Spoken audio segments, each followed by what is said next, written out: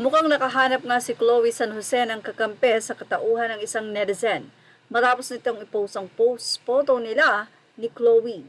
At doon sa caption, ikinuwento ni Jeremy Sanico Hateman ang na-encounter niya dito kay Chloe. Aniya, I met at Chloe Chele at the Naia Airport last year when we were going back to Australia from our holiday in the Philippines. I don't know the whole story of the current issue and I'm not commenting on that in this post. But this girl is actually so approachable, sweet and kind in person. I recognize her because I follow Carlos Yulo on IG and have seen her a couple of times on his posts. I hope everything goes well on both sides and if we've got nothing good to say, may we learn to close our mouths. Kamakailan lamang din ay may nagsabi na message kay Direk Daryl Yap about sa naging ugali ni Chloe.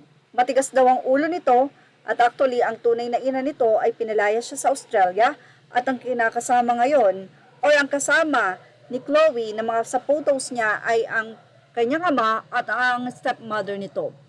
Ayon sa kwento, itong si Chloe ay idinimanda ang sariling ina. Anyway, sabi nga natin, iba't iba ang kwento ni Chloe, iba ang kwento ng ibang tao. Ang nagsabi na very nice si Chloe ay first time pa lang niyang nakita itong si Chloe. Ang nagsabi naman na matigas ang ulo ni Chloe ay mukhang kilala na italaga itong si Chloe. Pero syempre hindi natin ma-judge ang tao. Lalong-lalo na nakita natin na malaki talaga ang naging impact kay Carlos Yulo sa kanya ng girlfriend. Dahil nakita natin na naging mas magaling itong si Carlos Yulo pagdating sa kanyang field ng career. Ito'y dahil na rin sa tulong ng kanyang girlfriend.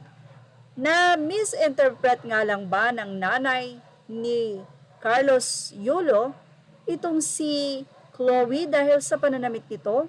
Baka naman talagang very approachable, kind and sweet itong si Chloe, ayaw lang bigyan ng chance ng ina ni Carlos. Sana ay matanggap na si Chloe katulad ng kamakailan lamang nang matanong siya sa kanyang press conference ay no comment nga si Mrs. Yulo about kay Chloe.